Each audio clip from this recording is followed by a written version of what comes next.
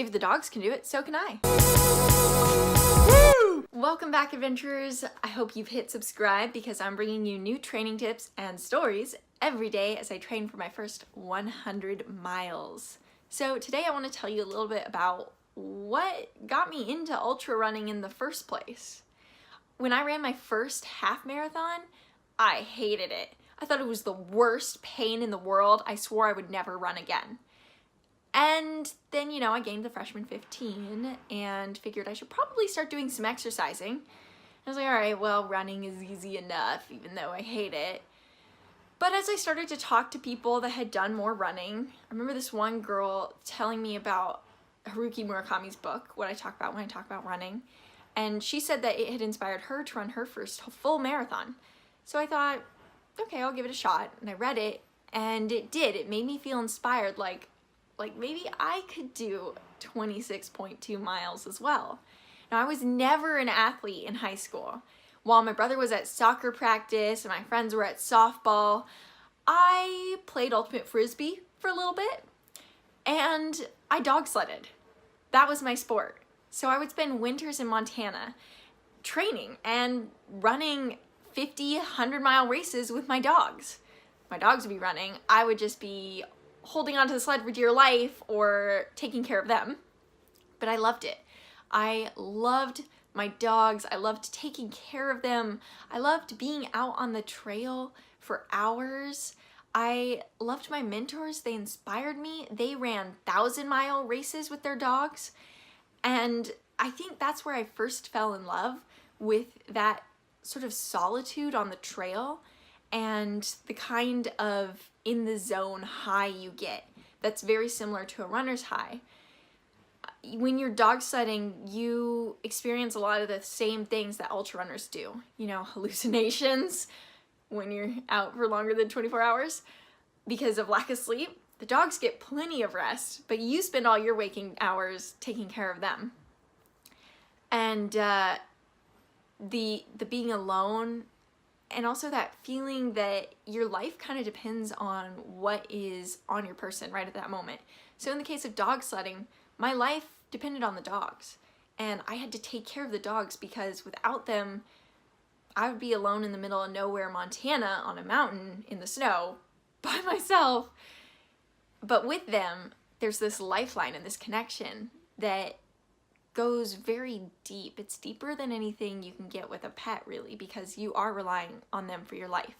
And I think with ultra running, it's similar in that you have to rely on yourself to get off the mountain. And yeah, there's aid stations and there's support, but really the heart of it goes back to what your body can do and the determination that you have being out there and taking care of yourself in order to accomplish something that's really amazing.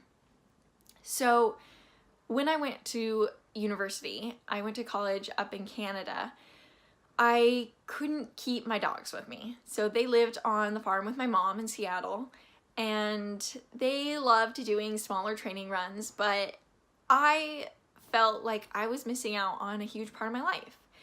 It's still a lifelong goal of mine to run the Iditarod one day, which is the 1,149-mile race up in Alaska. But to kind of give back and to honor my dogs, I started trail running. And once I had done my marathon, so this is kind of a roundabout story, but when I ran my marathon, I got a concussion 2 weeks before the race day. And I was really nervous because I hadn't managed to do my peak run and it was the first time going that far. But I remember my mom telling me something. She didn't know about the concussion.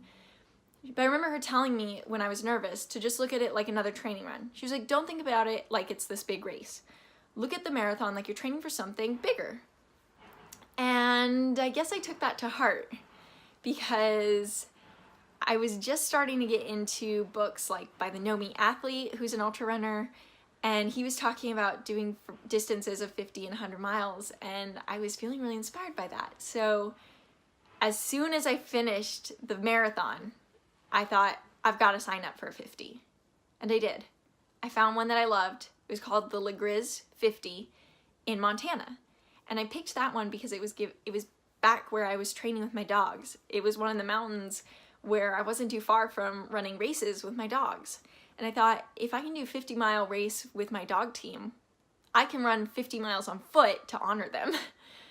I don't know if that makes a whole lot of sense to most people, but it did to me. So that's why I started training, and that's why I did that race. And when I was out there at night in the cold being hailed on, you know, I had more respect for my dogs than I already did, and I felt so happy to be doing something that had really been in the core of me. So I was out in the mountains breathing this wild Montana air under the big sky, and it felt right. So as painful of an experience as my first 50 was, because I'm still learning, it was really beautiful, and I was really happy that I did it for my dogs. So after that, I took a little bit of a break. I was just running marathons mostly, and then I really wanted to do another 50 miles because I was thinking, you know, if I'm not running ultra marathons, then how can I call myself an ultra runner?